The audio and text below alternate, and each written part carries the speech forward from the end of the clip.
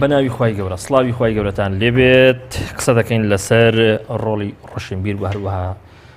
لە کۆڵەری سیاسی لەسەر ڕووداوەکان بە میواندارەتی هەرێک لە بەڕێزان لە ستۆدیۆی سلێمانی کاک ئێستران عەبدوڵڵا، کاک هەوشن عومەر ڕۆژنامەنووس، هەروەها لە ستۆدیۆی هەولێری پایتەخت بەڕێز کاک عەدنان بڕهان توێژەری سیاسی ئەمیش لە ستۆدیۆی هەولێر لەگەڵمانە بەخێرهاتنتان دەکەم. سوپاسان دەکەم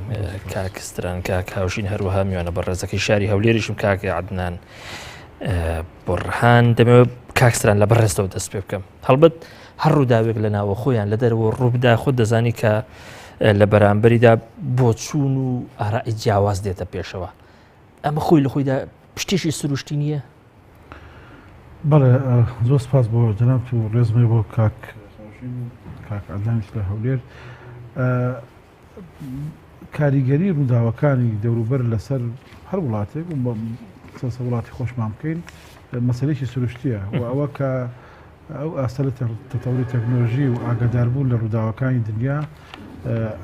ئەم شتێک مۆزۆیەکی حتمی و حتا تا ڕادێک ئاسایی و خاڵی لەوەش گرنگترەوەی کە ڕووداوەکان پێشتر لە زۆر درەنگ دەگەیشتە ئێمە و دەگەیشتە وڵاتی ئێمە، بەڵام هەر کە دەگەیشتن کاریگەریان لەسەر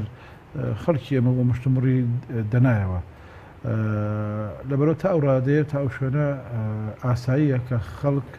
بیرڕای جیاوازیان هەبێ لەسەر هەر ڕووداوێک کە ڕوودەدەن و بەتایبەتی ئەگەر ڕووداوەکان پەیوەست بن بە وڵاتێک گەورە و یان وڵاتێک کە بڵێن حەدەسی سیاسی ڕووداوە سیاسەکان تایە گەورەن، بۆ ئێمە وەکو میلەتی کورد و وەکو خەڵکی کوردستان ڕووداوەکانی دەوروبەرمان وڵاتانی دەوروبەرمان دراوسەکانمان هەمیشە کاریگەری لەسەر ئێمە دانن کە کاریگەری سیاسی، کاریگەری فەرهەنگی و کاریگەری ئەوەی کە ئێمەش وەکو هەر میلەتێک حتا ڕەنگە ڕادەی تا ڕادەی گەشەکردنی هەر میلەتێکیش پێوەست بێ بەوەی کە تا چەند تەفاعول لەگەڵ ڕووداوەکانی دەوروبەری خۆیەکان تا ئەو ڕێوشانە ئاساییە، بەڵام بێگومان ئەگەر یانی هەر شتێک لە قەبارەی خۆی و لە حەزبی خۆی گەورەتر بێ ڕەنگە پێویست بە تەشخیصکردن و دراسەکردنەوە وەکو ئێستا بەرنامەکەی جەناب زۆر ساکە. کاک هاوشین، حەز ناکەی ئەوەی کە پێی دەگوترێت بۆچوونی جیاواز، ئارائی جیاواز لە هەرێمی کوردستان لای ڕۆشنبیر لای لە کۆڵەرەی سیاسی ئەوەندەی لەسەر حسابی مۆڕاڵی سیاسی بووە، لەسەر حسابی هیچ شتێکی تر نەبووە لە زۆربەی جارەکاندا؟ بەناوی خوای گەورە و میهرەبان، زۆر سپاس بۆ بەڕێست و بۆ میوانە بەڕێزەکان. بەڕاستیە ئەوەی لە کوردستان هەیە طبعاً لە ڕووی مەبدەئی وەکو کاک ئێستران باسی کرد، یعنی تۆ ڕووداوێک کۆمەڵگەیەک بەتایبەتی کۆمەڵگەیەکی وەکو ئێمەش کە پڕە لە پەرەسەندنی سیاسی و ئەمنی و عسکەری و کۆمەڵی ڕووداوی تر ڕۆژ نییە شت نەویستی، شتێکی طبیعیە دەبێت لایەن ئەو چینانەی کە توانای معریفیان لە خەڵکێکی غێری خۆیان زیاترە تەحلیل و بۆچوون و خوێندنەوەی جیاوازیان هەبێ و نەقدیان هەبێ و قسەیان هەبێ. ئەوەی کە هەیە لە هەرێمی کوردستانە بەهۆی ئەو هەموو قسەکردن و لێدوان و ڕووداوانەی کە دەنە پێش، طبعاً ڕووداوی زۆر خوێندنەوەی زۆر دێنێتە پێش وە بە حکمی ئەوشی کە ئێمە لە هەرێمی کوردستانە ئەتوانین بڵێن چۆنەڵێ هاودەنگی یەکدەنگیەکی نیشتیمانیمان نییە وەکو زۆر میلەتی تر، ئامانجێکی موحەدی نیشتیمانیمان نییە،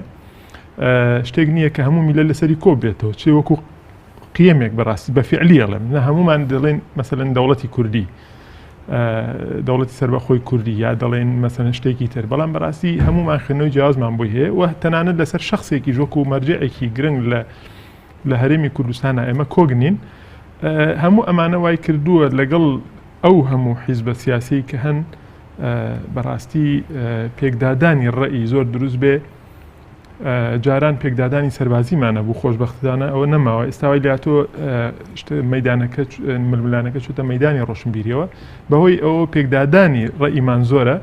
و ئەمە ژوای کردۆ بەڕاستی بەهۆی بوونی کۆمەڵێک ئەوانەی پیانۆترێ ڕۆشنبیر، هیوادارم ئێمە لەوانە نەبینیان لانی کەم هەوڵمان دابێت لەو بازنەی بچینە دەرەوە کە بە دیدێکی ئایدۆلۆژی یا دیدێکی حیزبی بەرتەسێک یا بەهۆی دەستخستنی کۆمەڵێک بەرژەوەندی تایبەتەوە وایان کردووە کە لە سکە دەرچێن و لەو مەهامەی کە مەفروزە ڕۆشنبیر بیبینەیە ئەو کەسەی کە توانایەکی سەقافی یا هۆشیاری یا ڕۆشنبیری لە غێری خۆی زیاترەوە ناسراوە لی دەرەچێوە دێت چۆنەڵێ هەموو شتەکان کورت دەکاتەوە لە ململانەیەکی حیزبی یا دەبێ بە دادەستێک بۆچی بۆ ئەوەی کە خەڵکانێک لەم هەرێمە یا لە شوێنێکی تر تەمریری زوڵمێک ستەمێک ناقانونیەک نادادیەک بکەن. ڕاستی ئەمە ئەمە لە کوردستانە ئێستا دەبیندێ بەداخەوە ئێمە قسەی جوانمان هەیە و کارکتەری ڕۆشنبیری و خەڵکی زۆر جوانمان هەیە کە قسە دەکەن و لە هەموو پاشخانە جیاجیاکان بەڵام بەڕاستی ئەوەی ئێستا ئەتوانی بڵێ زاڵ بووە بەسەر واقعەکەیە ئەو خەڵکانن کە ئێستا بەداخەوە زۆرێک لە میدیاکانیش خراونەتە بەتابەتی میدیاکانی دەسەڵات خراونەتە خزمەتیانەوە بە ئارەزوی خۆیان شەنوکەی وەزع دەکەن و هیچ قیەمێکی چۆنەڵێ ڕۆشنبیری سیاسی تەنانەت دینیش زۆر جار لێک نادەنەوە و هیچ عورفێک و دابوونەریتێکی کاری سیاسیش لێک نادەنەوە دێن دەبنە داردەست بۆچی بۆ ئەوەی کە وێنەیەکی ناشرین جوانکەن لەبەردەم کۆمەڵە خەڵکدا کە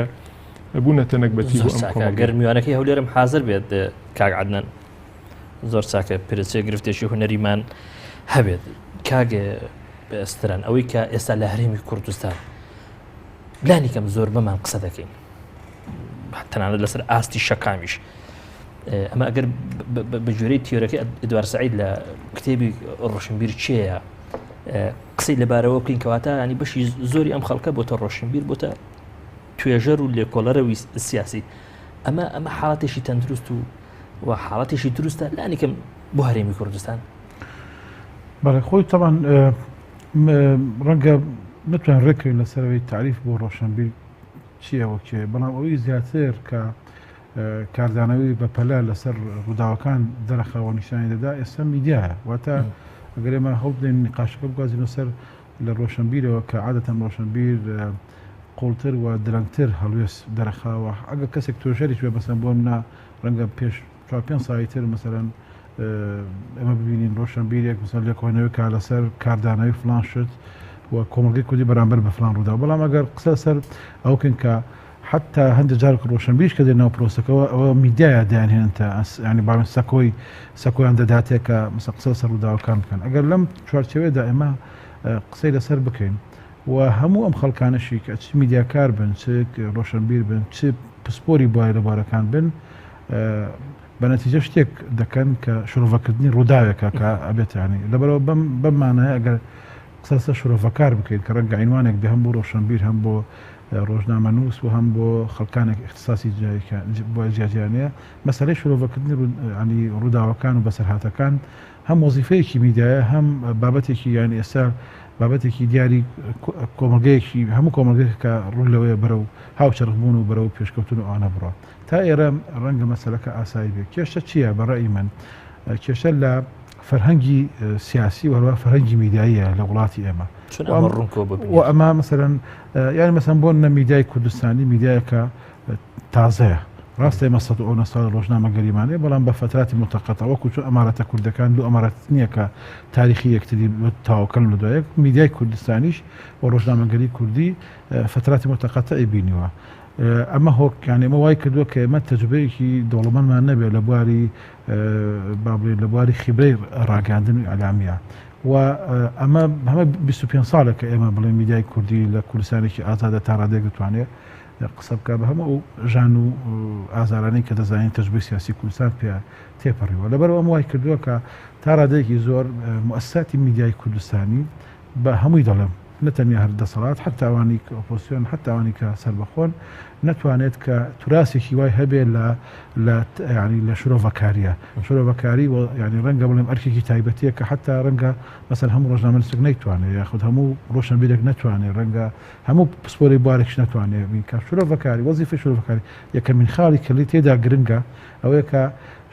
ئەو شرۆڤەی ئەو شتە دەکات کە ڕوویداوە ڕوودەدات پێشبینی دەکات لەسەرەوەی کە حتا ئەگەر مەسەن بۆ نەخۆی ئایدۆلۆژیایەکی دایکراویان ڕێبازێکی فکری دایکراوی هەبێ ئەو قسە لەسەر ئەو پێدراوانەکە کە لە بەردەستیاتی بەشی زۆری شرۆڤەکاری لە میدیای کوردستانیە شرۆڤەکاریێکی هەڵوێستە واتە من مەسەن بۆ هەڵوێست لە شتێک وەردەگرم و لەسەر ئەو برچینەی هەڵوێستا پێم خۆشە ڕووداوەکە وا ئاراستە بکەوە حتا شێوەی قسەکە نەکشم جای ناکەمەوە لە نێوانی کە مەسەن شرۆڤەم بۆ ڕووداوەکە چێ و حەزی خۆم چۆنە تێکەڵ دەکرێت و ئەمەش علاقەی بە خیبرە و علاقەی بە حرفەتی میدیای کوردستانیەوە کە ئەگەر میدیا وردە و دەگەن کە شەبکە بێگومان هەوڵەدا ئەو خەڵکانە زیاتر بێنێتە پێشەوە کە شرۆڤەکاریەکە دەکەن با لە هەر ئایدۆلۆژیایەک بن نەک ئەو کەسانەی کە ینی هەڵوێستداری دەکەن کە هەڵوێستداری لەسەر حتا هەڵوێستداریش من ناسە بە دەرەجەیەک لە ینی پلەیەک جرعەیەک لە هەڵوێستداریش ڕەنگە خراپ نەبێ بۆ ئینسانەکەی بەرامبەر دوان بیرەکە یان گوێگرەکە بزانێ ئەمە سەربەکان مەدرسەی فکریە بەڵام وای لێ بێت کە ینی ڕووداوێک باس بکەیت مەسەن بۆ حتا ڕووداوەکە پەیوەندی بە وڵاتی خۆشتەوە نەبێ ینی زۆر بەڕوونتە بڵێ مەسەن بۆ ئەم ڕووداوی کە کودەتاکەی کە لە تووشی ڕوویدا یان چەند ساڵ پێشتا بەسەر بەهاری عەرەبی کە لێکەوتەی جیاجای لێکەوتەوە لە ناو کۆمەڵی کورداواری ئەمانە مەسەلەی ئاساین کە ئینسان بەگوێری هەڵوێستی فکری خۆی هەڵوێستی ئایدۆلۆژی خۆی هەڵوێستی ئەوەی کە دیموکراتە یاخود بڵێن کەسێکی نادیموکراتە بەگوێری ئەمە یعنی لێکدانەوە بکە بەڵام ئەم جورعەیە نابێ وا زۆر بێت کە یعنی ڕێی شرۆڤەیەکی حەقیقیمان لێ دوور بخاتەوە شرۆڤی حەقی چێ مەسەن بۆ نمونە ئێستاکە ڕەنگە زەحمەت بێ ئێمە مثلا بۆ نەشرۆڤە بکەی بۆ شەڕی ئێمە و داعش لەبەری ڕەنگە ئەسراری سیاسی تێبکە ئەسراری حزبی تێبکە ئەسراری یعنی بڵێن وڕێی پێشمەگە بێنتە خوارە بەڵام ڕووداوی دەرەکی عادەتەن دەرفەتە بۆ وەکو مۆدێڵ وەری بگری کە مەسەرەن چۆن لەگەڵا مامەڵە بکەیت و باشترین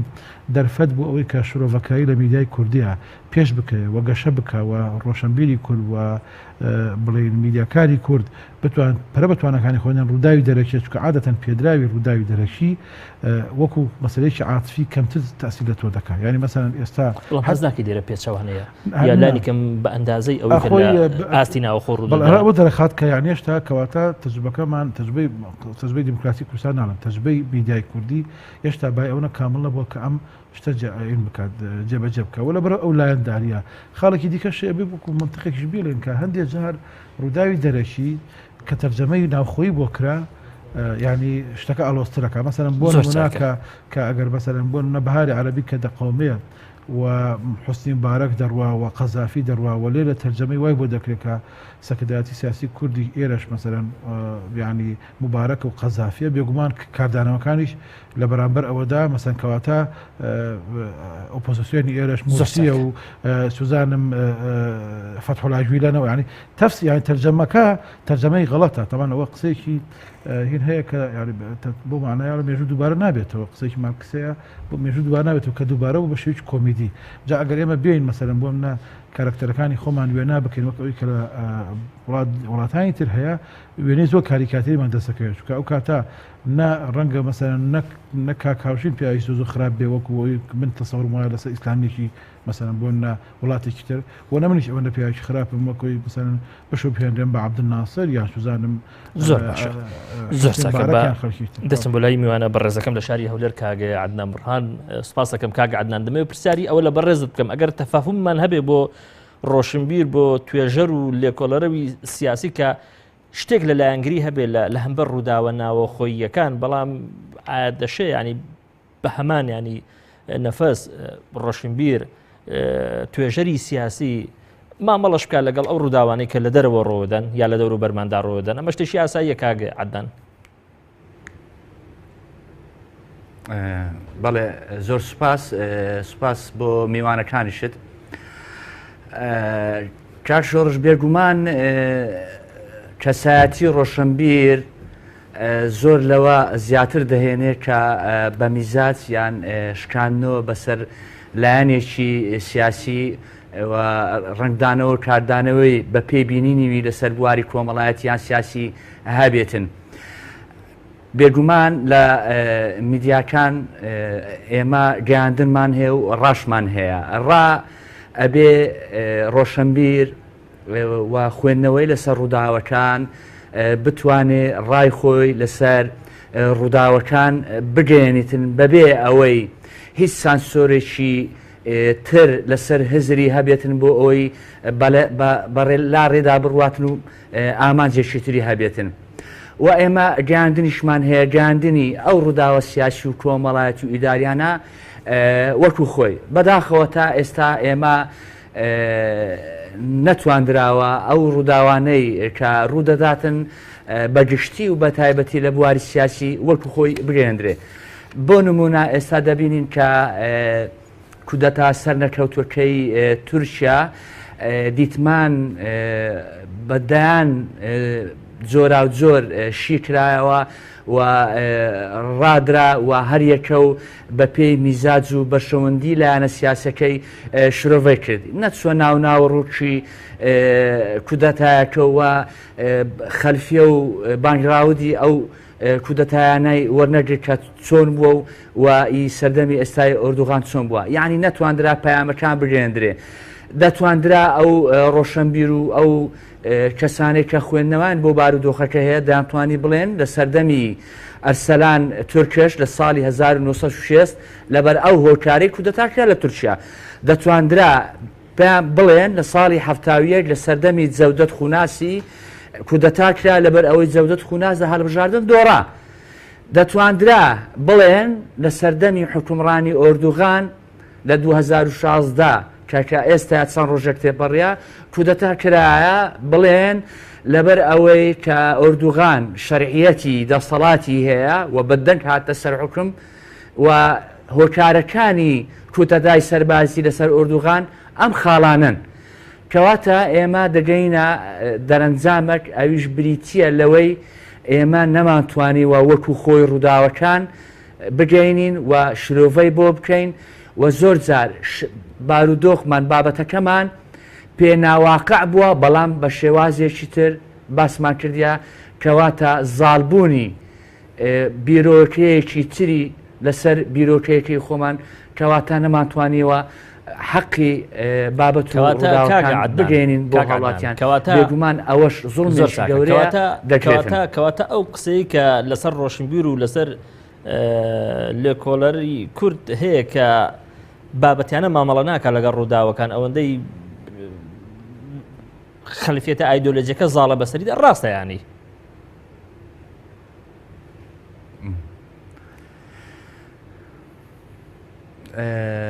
کات شۆڕژ ببوورە دەنجت دوایین قسەکانت پچڕا ئەگەر بۆ پرسیاری ئەوە لە بەڕێز دەکەم کەواتە ئەو قسەی کە لەسەر ڕۆشنبیر و لەسەر لێکۆڵەرەوی سیاسی کورد هەیە بەوەی کە بە شێوێشی مەوزوعی بە شێوێشی بابەتی مامەڵە ناکات لە زۆربەی جارەکاندا لەگەڵ ئەو ڕووداوانەی کە دێنە پێش بەڵکو خەلفیەتە ئایدۆلۆجی و ئینتیما سیاسەکەی زاڵە بەسەریدایانی ئەمە ڕاستە ینی بەڵێ خۆی ئەمە نەک تەنها هەرێمی کوردستان زۆربەی وڵاتان ئەگەر ببینین لە بەهاری عەرەبی لە لیبیا لە مەسڕ لە تونس توێژەرانی سیاسی لە زۆربەی کەناڵە جیهانیەکان و عەرەبیەکان دیتمان کە چۆن شرۆڤیان دەکرد و هەش بوو ڕۆشنبیریش هەبوو بەواقعیانە مامەلەی لەگەر بارودۆخەکە دەکرد ئێمە وەکو کوردستانیان و ڕۆشنبیرمان زۆرە و شرۆڤەکارمان زۆرە وەکو شان بەشانی وڵاتان و خوێندنەوەی باشیان هەیە لە بۆ ڕووداوەکان تەنانەت ڕۆشنبیرمان هەیە ناڵێن بە بەش ئەحداز دەکاتن بەڵام پێشبینی باشی هەیە تەنە بۆ ئەشی باشی هەیە و دەتوانی شرۆڤەکەی بابەتەکان دەکات بەڵام هەندێک جار دەبینین ئینتیمای سیاسی لە بۆ لایەنێکی سیاسی هەیە بە شێوازێکی تر شرۆڤە دەکات یعنی باشترین نمونە ئەو بارودۆخی بەم دوای تورکیا ڕوویدا کە حیزبەکانی کوردانی باکوور نیگەرانی خۆیان لە هەمبەر دروستبوونی ئەو کودەتایە دەربڕی و بە دژی شەرعیەت و دیموکراسیەت ناویان هێنا بەڵام لایەن هەبوو لە باشووری کوردستان دیتمان بە جۆرێکی تر مامەڵەی لەگەر بارودۆخەکە دەکرد یعنی ئەوە پێ دەڵێن مزاداتی سیاسی کەتیتە ناو چینی ڕۆشنبیر و شرۆڤەکاریش ئەمە پێی دەڵێم ترسناکێکی گەورەیە چونکە خەڵکێکی زۆر دەڕوانێتە ئەم بارودۆخانە و خەڵکێکی زۆریش ڕۆشنبیر هەیە شرۆڤە دەکاتن لە بواری سیاسی قەنەعاتی پێ دەکاتن بۆ ئەوەی ڕۆشنبیری سیاسی و چ ڕۆشنبیری کۆمەڵایەتی و چ ڕۆشنبیر لە هەموو بوارەکان بەگشتی مزداقیەتی خۆی لەدەست نەداتن بۆ ئەوی بتوانی زۆربەی خەڵک گوێگر بیتن و گوێ ڕابگری و ڕەیەکانی بە زۆر وەربگری ئەبێ وەکو خۆی بابەتەکان شرۆڤە بکە ئێمە دەڵێن دەبی مەسەرەن بڵێن بەڵێ ئەگەر کودەتایەکەی تورکیا سەری بگردبایە گەورەترین زەربە بە هەرێمی کوردستان دەکات ئێمە دراوسێمان زۆرە سووریا تورکیا ئێران وڵاتانی تر وڵات هەیە دراوسەی هەرێمی کوردستانە بەس بۆ چاودێری بەس بۆ ئەوەی بتوانیت چۆن ئەم دەستکەوتانە هەیە لەبار ببا دەبی بڵێن وڵاتیش هەیە یارمەتیدەری هەرێمی کوردستانە بۆ بەرەو پێشبردنی بواری ئابووری نمونە دیتمان لە ماوەی ساڵانی ڕابردوو کە حکوومەتی عێراقی فێدرال بودجێ هەرێمی کوردستانی بڕی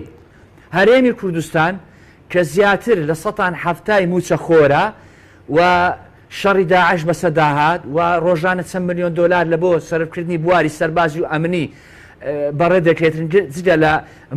موچەکان کۆمەڵە شتی تر دیتمان تورکیا بۆ دراوسەیەکی باش بۆ هەرێمی کوردستان بۆ ئەوی بتوانانی ئەو قەیرانە ئابوووریە تێبڕێنی وا بیر دەکەم خۆم ئەگەر تورکیا نەبایە هەرێمی کوردستان بۆ وڵاتێک زۆر چاکە زۆر چاکە بۆ بوارێکی تر دەڕۆی بۆ بارودۆخێکی تر دەڕۆی کەواتە ئێمە دەبیمانان چۆن مامەرە لەگەر بارودۆخەکان دەکەین زۆر باشە زۆر چاک کاک ستران قسەیەکی کرد سەرنجی ڕاششام دەمەوێت لەسەری بوەستم کاکاوژین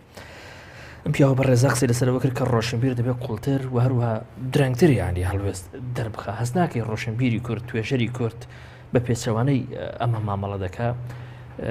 تا ئەندازەیەکی زۆر سەدحیە و تا ئەندازەیەکی زۆر چوزانم تەکەهونات یعنی لە منتەڵەقی تەکەهونات و یعنی پێش ڕووداوەکان دێ قسە دەکانی ئەم ڕووداوانەی کە لە تورکیادا ڕوویاندا ئەگەر بگەڕێنەوە بۆ تۆڕی کۆمەڵاتی فەیسبوک و ینی سێرچێ بکەین بەناو کۆمنتی هەندێک لەو بەڕێزانەی کە مەحسوبن لەسەر ڕۆشنبیر یا چینی توێژەری سیاسی دەشێ ینی هەندێک مەقولە ببینینەوە کە دەگەڕێنەوە سەر ئەو قسەی کە من دەیکەم ڕاستە خۆی ڕۆشنبیر بۆچی پێوترێ ڕۆشنبیر شوناسێکی جیاوازی لە عامەی کۆمەڵگە دەدرێتێ یا چاوەڕێ ئەوی لێ دەکرێت کە مەسەلەن هەڵوێستێکی ڕوون و ڕاشکایی لەسەر ڕووداوەکان هەبێت لەبەرەوەی یەکەم بنەما کە وا دەکا ئەو کەسە پێی بۆترێ ڕۆشنبیر بوونی هۆشیاریەکی زیاتر یا معریفەیەکی زیاترە لە غەیری خۆی لە ڕووی مەبدەئیەوە تۆ ناتوانانی ئەگەر سەقافە یا مەسەلەن شارەزاییەکی علمی سیاست هەبێ یا شارزایەکی میدیایی هەبێ یا مەسەلەن شارزایەکی فکری هەبێ یا شتێکت هەبێ تۆ بێت تحلیل لەسەر شتەکان بکەیت لەسەر چی تحلیلەکەی یعنی لەبەرەوە یەکەم بنەما کە دەبێت لە ڕۆشنبیرە هەبێ مەسەلەی بوونی معریفەیە بێتر هەیە ئەڵێ مەسەلەن ڕۆشنبیرێکی متەخەسیس سپۆر کە لە بوارێکی دیاری کراوە شارەزایی هەیە دەڵێ ڕۆشنبیری مەوسوعیمان هەیە کە زیاد لە بوارێکە تەخەسوسی هەیە لە دوای ئەوە پێویستە ئەم ڕۆشنبیرە ئەم کەسە قودرەی تحلیل و ئیدراک و ئەوشانەی هەبێ بەڕاستی اینجا دوای ئەوە دێ کە ئەم بۆ چوونانی لا گەڵاڵە دەبێ ڕئی خۆی دەدا کەواتە قسەکەی کاکستران بەڵێ پرسیاریش ڕاستە لە بەڕاست بکەم تۆش جا من ویستم بیبەسمەوە بە ئەوەی دۆم و ڕەنگە ئامانجی بڵێن پرسیارەکەی جەنابیشت بێ ئەمە کە من ناو لە خۆمە نێم ڕۆشنبیر بەر لە هەشتێک ئەبێ عمقێکم هەبێ ئەم عمقەش چی بۆم دروستەکە بۆ خوێندنەوەی ڕووداوەکان ئەوەیە کە خەلفیەتێکی علمی و سەقافیم هەبێ وەزانینێکم هەبێ لەو بواری قسەی لێکم نەک وەکۆی ئێستا ینی وای لێ هاتووە زۆر کەس قسە لە هەندێک شتەکە بەڕاستی کە هیچ اختصاسێکی خۆی نییە هیچ ئەزمونێکی عملیشی نییە ئەگەر لەباری نەزەریە ئەوەی نەبێ تۆ سێری بابێنێمە سێری ئەو کەسانەی کە ناوی ڕۆژنامەنووسی دیارە مسەقفی دیاریان نووسەری دیاریان لە خۆیان ناو با ئێمە بڵێنێکی کۆکو محەممەد حەسەنە نەیکەل لە نەتیجە محەممەد حەسەنە نەیکەل لە غەیری ڕۆژنامەنووس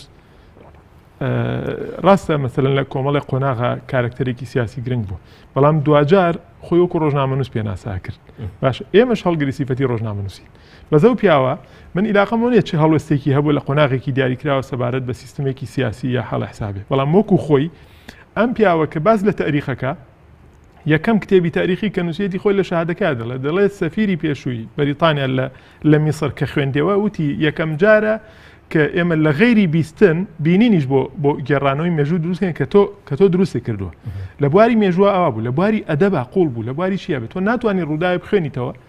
بەبێ ئەوەی خەلفیەتێکی تاریخی شارەزایەکی مێژووی هەبێ شارەزایەکی تەنانەت ئەدەبیت هەبێ شارەزاییەکی سیاسی هەبێ شارەزایی ئەمانە لە کوردستانان نییە بەداخەوە کەمە ئێمە وەکو میلەتێکیش چۆن لە تاریخێکی گەورەمان لە مەسەلەی علم و معریفان نییە ئەوەشی کە بڵێن ئەوە دەبێت بەداخەوە لەم ساڵانەیە ئێمە ئەوەنەی بەشتی لاوەکیەوە مەشغوڵ کراوین نەپرژاینەتە سەر ئەوەی کە بێن کە هەی ڕۆشنبیری لە هەرێمی کوردستان هەم پەرە پێبین هەم خوارەکانی ڕاستکەینەوە هەموو ئەوانەی ئەتوانی بڵێ چۆنەڵێ سیمەتی کۆمەلگەیەکی ڕۆشنبین کۆمەلگەیەکی حەزارین بەرەبەرە پاشەکشاکە لە کۆمەلگەی ئێمە ئەوەی ئێستا حسابی بۆ ناکرێ مەسەلەی بواری ئەدەبیە حتا تۆ لە سەیری ڕێژەی فرۆشی کتێب و ڕۆژنامە بکە من ڕۆژوایە دەچمە لای ڕۆژنامە فرۆشێک یەکێ لە ڕۆژنامە دیارەکانی کوردستان ئەسر دەچی بەیانی زوو لای بەڵێ ئەمڕۆ بە درێژایی ئەمڕۆ یەک ڕۆژنامە فرۆشتووە لە یەکێک لە دیارترین و معتەبەرترین ڕۆژنامەکانی هەرێمی کوردستان بۆیە لەبەرەوە بەڕاستی ئێمە یەکێ لە کێشەکانمانەوەیە کە خەلفیەتی قوڵمان نییە هيكل بون من الكتابي شخصيات القرن العشرين باسي واقعي كلينتون كاك لەگەڵ مۆنیکا لێوینسکیە ئەو فەزیحەتیان بۆ دروست بوو پێشەوەی بچێتە ناو باسەکەەوە دێ باسی تاریخی فەراعینە و سەردەمی کلیۆپاتراکە کە لەسەر جوانی لوتی ئافرەتێک مەسەلەن دوو تەرەفی گەورە دوو حەزارەتی گەورە دوو وڵاتی گەورە دێن بەیەکە لێوە دێکە بە کۆمەڵێک زانیاری ترکە زۆرێک لەو شەڕانەی لە مێژووە کراون شەڕی نەفسین شەڕن لەسەر جنز لەسەر سێکز یا هەتا لە خەبەری ڕۆژنامەنووسی یەکێک لەو خەبەرانی کە زۆرترین خوێنەریە مەسەلەی سێکسیە تۆرە سەیری کە باسکردن لە ڕووداوە من باسی کەم چۆنە بەڵێ مەسەلە ئەوەی کە پارە بێ بەڵێ پێنج خاڵە کە دەڵێمە لە ڕۆمانیا مەسەلەن لە قسمی سەحافە ئەویان پێدەوتین ئەگەر باسکردنی من بێ لەسەر ئەو ڕووداوە بە دوو دێڕێی بڕمەوە بەڵام ئەو پیاوە دەتوانێت کتێبێکی لەسەر بنووسێت ئەمەیە فاریقە گەورەک ئەمە جیاوازیە گەورەکەیە کە لە بینی ئیتر نانێ میدیاکار شرۆڤەکار وەک سترانوتی یا مەسەلەن ڕۆشنبیرێکی ڕاستەقینە لەگەڵ کەسێکا کە دێ سەرکێڵی یعنی ئێستا لەوەی کودەداکەی تورکیا من بەدەر لەوەی کە نظامی تورکی ئێستان پێ ڕەوا بێ پێ مەقبول بێ یا پێ مەقبول نەبێ ئێمە هەمومان دڵنیام هەمومان دانیشتوین لانی کەم لەو 6 ساعتەی کە بەوادیری شکستی انقلابەکە دەرکەوت یعنی هێشتا بەڕاستی ئەو ئەنجومەنە سەربازیە ئەو جەماعەتە جەنەراڵی کە هەستان بە انقلابەکە هێشتا بەیاننامە یەک لە دوایەکەکانیان دەرنەکردە بوو کۆمەڵە خەڵک لێرە شتەکەی بڕیبەوە قەیناکە ئەوە ناکاتە ئەوەی کە تۆ خوێندنەوەیکی قوڵت هەبێ تۆ هێشتا کاکە ئەو کەسێک کە هەستاوە مەسەلەن لە پشتی ئەو کودەتایەوە هەوڵەکانی ئەو کودەدایە بوو چۆن تۆ پێشی دەکەی ئەمە کەی خوێندنەوەیکی بۆیە لەبەر ڕاستی جیاوازی بینی بەشێک لەو نەخۆشیانەی لەناو واقعی سەقافی ئێمە هەیە لەگەڵ کۆمەڵگەیەکی تەندروست ئەوەیە بەڕاستی ئێمە خەلفیەتێکی علمی زانستی قوڵمان نییە سەرکێڵی ئەکەین یعنی بەڕاستی یەکێک لەو سەبانەشی وا دەکا ئێمە زۆر بابەتی نین ئێمەی بڵێن بەناو ڕۆشنبیر لە خوێندنەوەی ڕووداوەکانە بەڕاستی نەبوونی علمیەتە زۆر باشە ئەگەر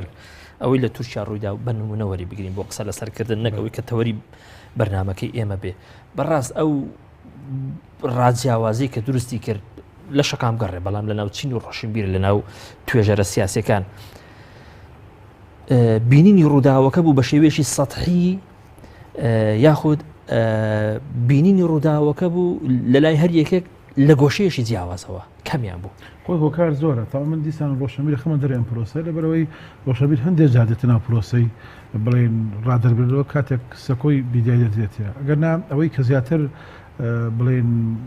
زۆر جار معنێ بەم شتا شۆڤەکار و میدیاکارە و ئەوانە زیاتر ڕووداوەکان شۆڤە دەکەن و من لە خۆمەوە دەست پێ دەکەم کەڵم اختصاسەکەم مادام سەحافەیە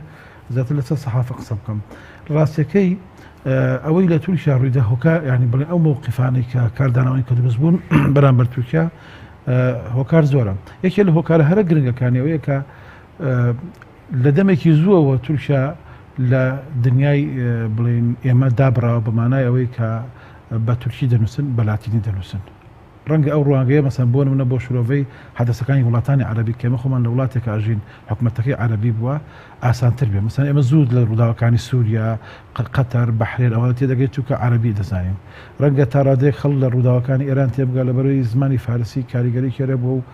لە یعنی بە حرفی عەرەبی نووسن زۆر دوور نییە بەڵام لە ڕاستیە دابرانی هەرە زوو گەورە ئەوەی تورکیا ئێستا ئێمە دەیناسین هی 20 ساڵی ڕابردووە کە جۆرێک لە گەڕانەی بۆ ڕۆژهەڵات و جۆرێک لە گەڕانەی بۆ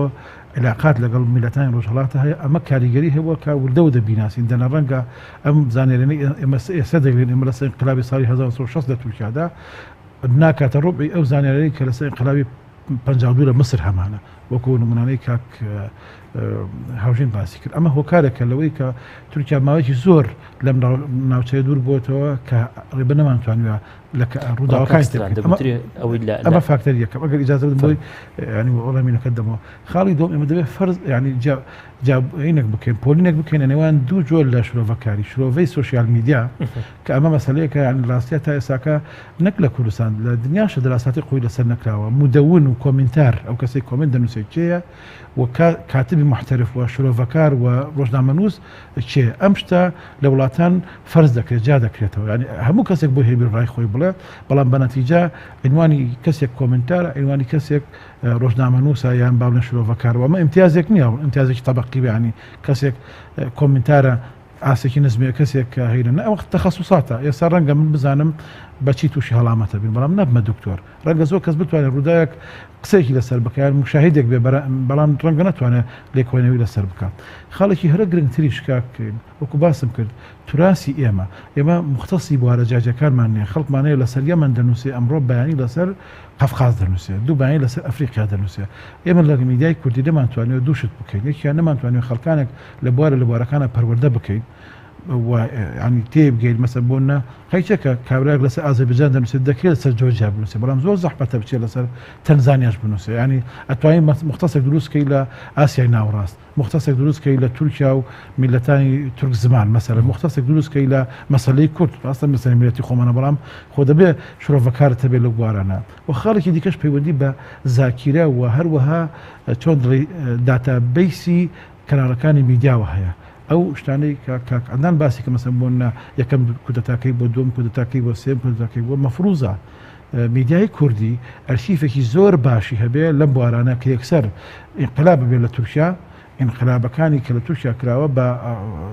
بڵێن باهینەوە پێشکەشی بینەرایی دەکەم یان خوێنەرایی دەکەم یاخود مەسەن ئینقلابەکە فەشەل دێنێ دێم ژمارە ئەو ئینقلاباتانە باز دەکەم کە لە تورکیا فەشەلی هێناوە ئەمەش یان علاقی بە داتابیسەوەیە کە یان دیسکێکمان نییە بۆ معلومات بۆ زانیاری و بانقێکی معلومات لە زۆربەی میدیا کوردەکانە نیە زیاتر بە جەڵەبی ئیش دەکەین خاڵێکی تر ئەگەر ئیجازە بدەیتە من قسەی لەسەر بکەم خۆی لە ڕاستیە ئێمە پێویستە لەگەر هەندێک وەکوتم هەندێک ڕووداوی نێودەوڵەتی و یاخود دەوروبەرمان هەیە چەند پێشی متەئەسر بین فرصة بۆی ئێمە یعنی مۆدێلی سیاسەتی لەسەر جێبەجێ بکەین دەکرێت مەسەر ڕەنگە زەحمەت بێ بۆ کەسێک بە سەکردایەتێکی کورد بڵێ وڵا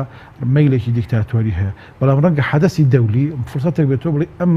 مەسەرەن فلان کەس مەیلێکی دیکتاتۆریە لە نمونەی تورکیا من حەزەکەم شتێک بڵێم ئێمە نابێت وێنەی تورکیاوە نیشان بدەین کە ڕەش و سپیە کودەتاکان پیاوی چاکن ئۆردوغان پیاوی باشە یان پێچوانەوە کودەتاچیەکان پیاوی باشن و ئۆردوغان پیاوی خراپە ئێستا تورکیا خۆیان وابیر ناکەن تورکەکان خۆیان ڕاستە بەس دەزان مەسەن حکوومەتی ئۆردوغان حکوومەتێکی هەڵبژێراوە بەڵام ئەو نیقاشە دروست بوو ئایا حکوومەتی هەڵبژێرا و دیموکرات تەنیا و حکوومەتێک کە لە هەڵبژاردنەکانە دەباتەوە یاخود هەمشێک بۆ ئۆپۆزیسیۆن دەهێڵێتەوە یەک کودەتا و انقلاب لە هەموو شوێنێک مەرفوزە و خراپە و چەوتە بەڵام لە ڕاستیدا ئێمە ئەوێ بزانین کە هەم کودەتاچیەکان لە تاریخی انقلابەکانی خۆیانە و هەم حکوومەتە دیموکراتی هەڵبژێراوەکانی تورکیا خۆشیان لە مەسەلەی کورد نەهاتەوە نەیانتوانیوە بابێک بۆ چارەسەرکردنی بدۆزنەوە کەسێک کە ئەمەی کرد ئۆردوغان بوو و کەسێک کەمەی کرد هاتە پێشە لە مەسەلەی کورد ئۆردوغان و بەڵام حقەتێکش هەیە بیبینین ئۆردوغانیش ئێستا لە مەسەلەی کووردا پاشەخشێتە هەیە ئەگەر ئێمە بمانەوێت کوردیش نەبین بمانەوێت شرۆڤەیەکی منطقی بکەین واسەی ئەورووداوە نابێ بکەین کە بڵێن مەسەن بۆ نەوەڵا تورکیا موقفی هەبوو لە کوردستان نمونەیەکی بچووکت پێ دەڵێمەوە سەرۆکی دیوانی سەرۆکایەتی هەرێمی کوردستان وتی ئێمە تەوقعمان نەکرد تورکیا ئەوە بێهەڵوێز بێ لە شەڕی داعشەوە ئەرشیفەکان گەڕاوە بگرێتەوە ئەمە معناوێت تەسکیەی ئێران بکەین بەسەر تورکیادا نەخێر ینی ئەوەی کە کورد و کوردستان نزگارەکە خەڵکی کوردستان و سیاستی کوردی و سیاستی کوردستانیە ئەمە منطقیەکەمە بۆیە ئەو ئێمە دوو جۆر ئایدۆلۆژیامان هەیە لە مەسەلەی حەزەکە بۆ بڵێم لە مەسەلەی مامەڵەکردن لەگەڵ مەسەلەی تورکیادا ئایدۆلۆژیایە کە پەیوەندی بە عێلاقی حزبەکانەوە هەیە لەگەڵ یەکتریا ئایدۆلۆژیایکی بڵێ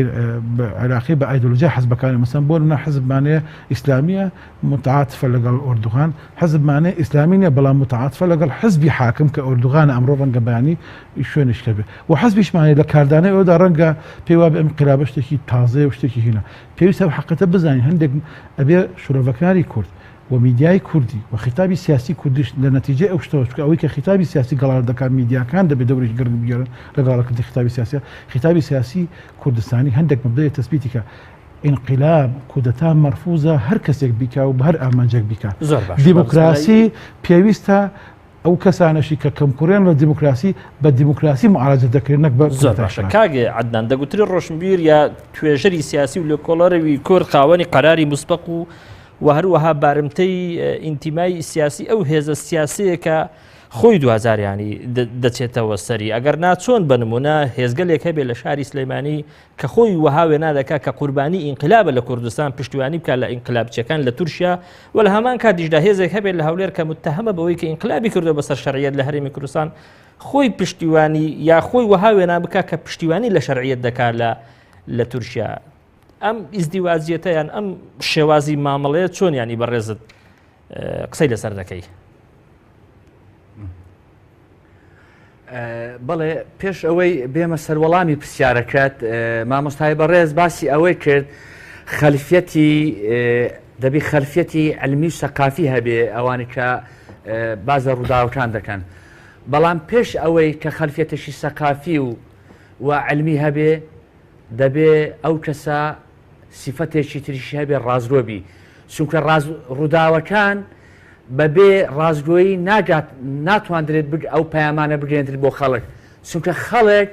چاوەڕێی دەمی ڕۆشنبیرەکانە من لەسەر ئەو پرسیارێ جەنابەت وەڵامێک دەدەم ئەو هەرێمی کوردستان ئێستا پەرلەمان لە کار کەوتووە و کۆبنەوە ناکە و لایەنە سیاسیەکان تا ئێستا لەسەر مێزی گفتوگۆ دوای چەندی کۆبنەوە گەیشتن یەکتر هەندێک ڕۆشنبیر هەیە بەبێ ئینتیمای سیاسی کە ئەو قسەیە دەکەم باز لەوە دەکات بۆ پارتی مەسەلەن پەرلەمانی لە کار خستووە بۆ یەکێتی و گۆڕان ڕێککەوتنیان کرد بۆ گۆڕان و پارتی دانانیشن بۆ کۆمەڵ ئینتیمای زیاتری لایانی گۆڕان هەیە لە لایانی پارتی بەداخەوە ئەوانەی کە خۆیان بە ڕۆشنبیر دەزانن وەڕە بەگشتی و بە تایبەتی ڕۆشنبیری سیاسی ئەبێ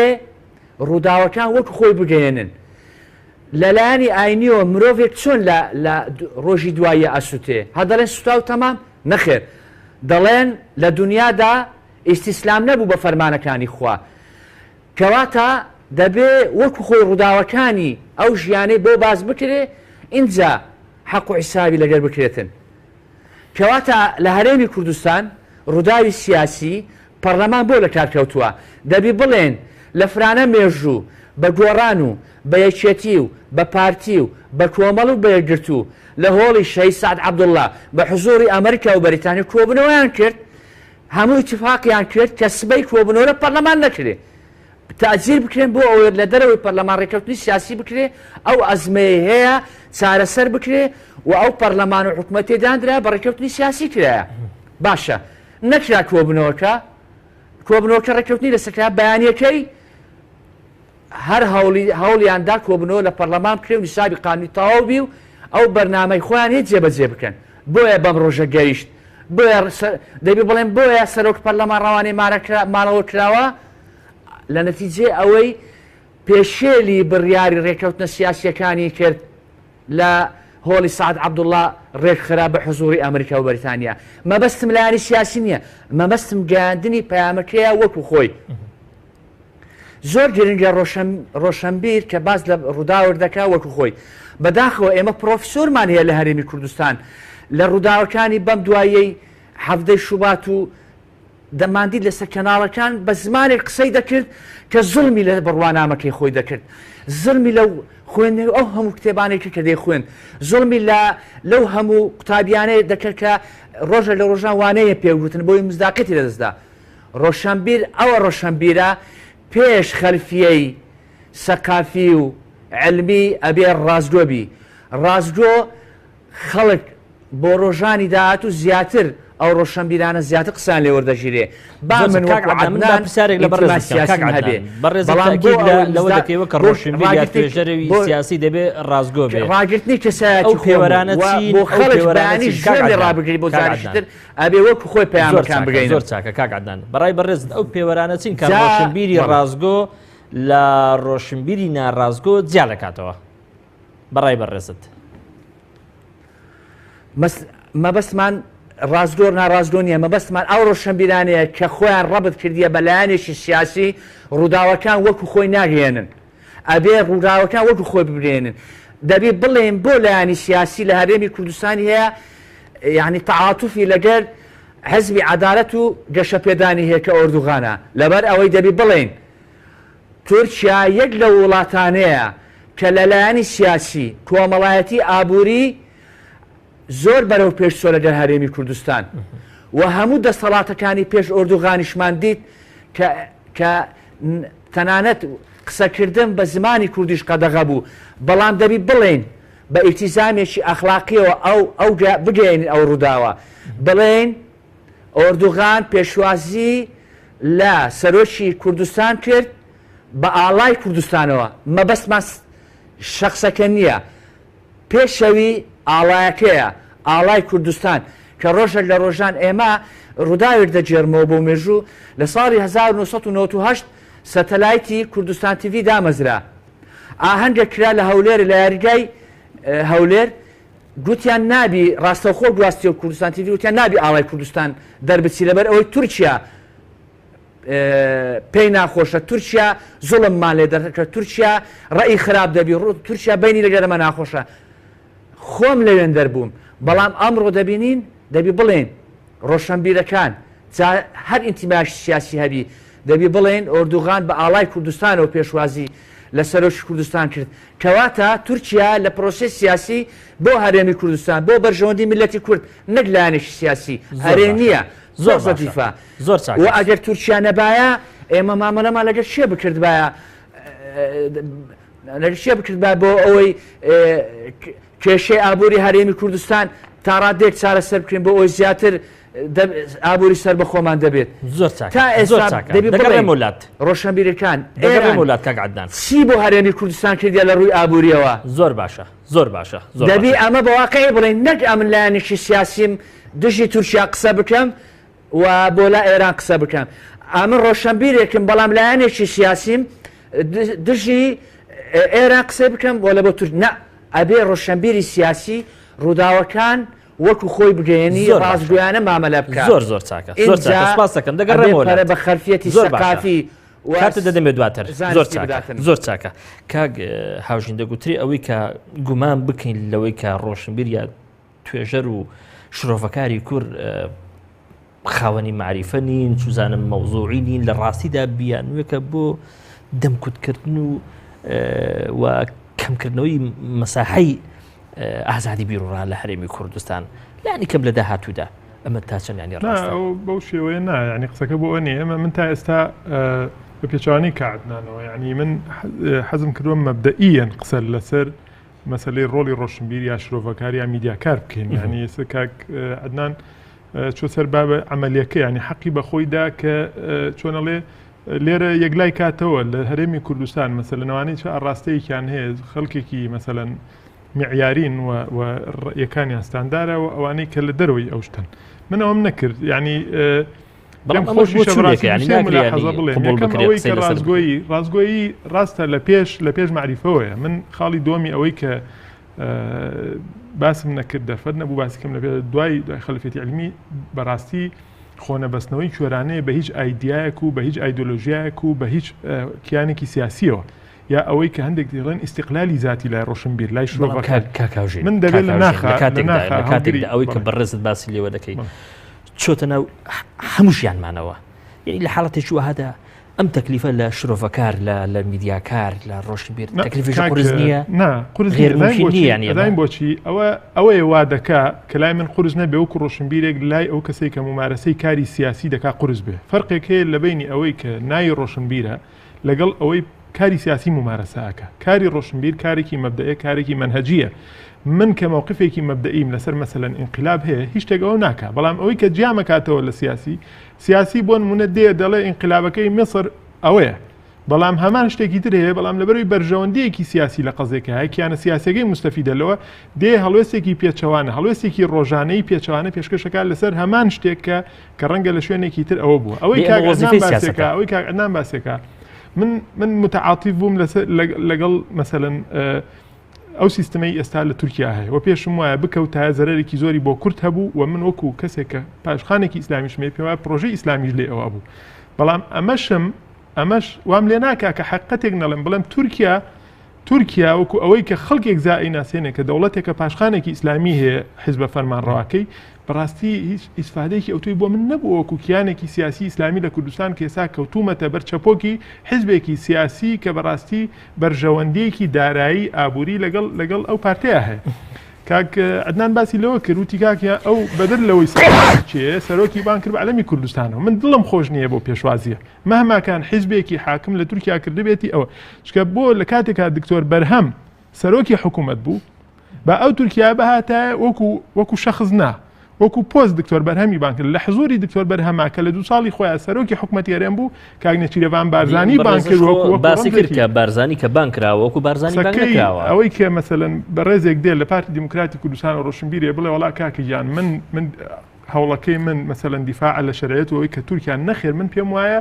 شتەکە زیاتر ئایدۆلۆژیەتێکی حیزبیە مەسلحەتێکی حیزبیە وەک لەوەی کە بەس لەبەرەوەی ئەم قسەی لە دەمی کەسێک دێکە پارتیە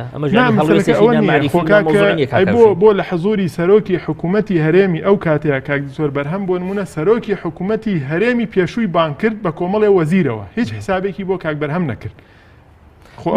بۆ ئێستا ڕووداوەکان